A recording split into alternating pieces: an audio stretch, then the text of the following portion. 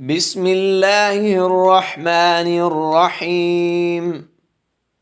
القارعة ما القارعة وما أدراك ما القارعة يوم يكون الناس كالفراش المبثوث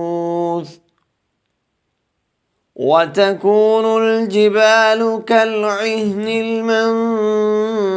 المنفوش فأما من ثقلت موازينه فهو في عيشة راضية وأما من خفت موازينه فأمه هاوية وما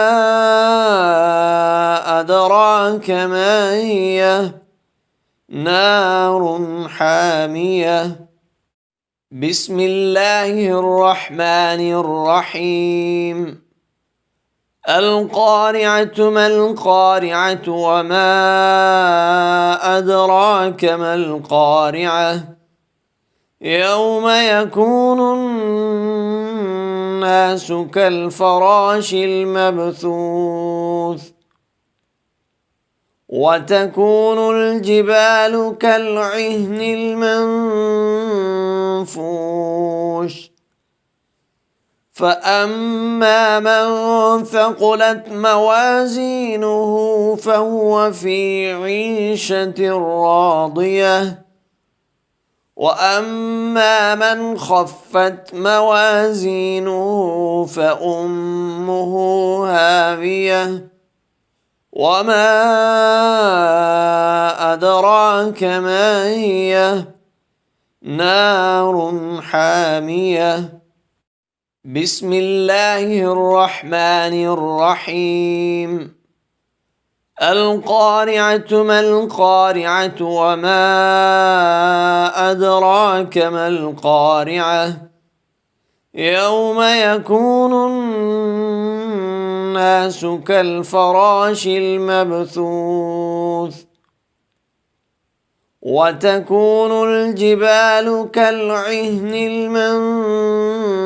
المنفوش فأما من ثقلت موازينه فهو في عيشة راضية وأما من خفت موازينه فأمه هاوية وما أدراك ما هي نار حامية. بسم الله الرحمن الرحيم. القارعة ما القارعة وما أدراك ما القارعة يوم يكون الناس كالفراش المبثوث وتكون الجبال كالعهن المنفوش فأما من ثقلت موازينه فهو في عيشة راضية وأما من خفت موازينه فأمه هاوية وما أدراك ما هي نار حامية. بسم الله الرحمن الرحيم. القارعة ما القارعة وما أدراك ما القارعة يوم يكون الناس كالفراش المبثوث وتكون الجبال كالعهن المنفوش فأما من ثقلت موازينه فهو في عيشة راضية وأما من خفت موازينه فأمه هاوية وما أدراك ما هي نار حامية. بسم الله الرحمن الرحيم. القارعة ما القارعة وما أدراك ما القارعة يوم يكون الناس كالفراش المبثوث وتكون الجبال كالعهن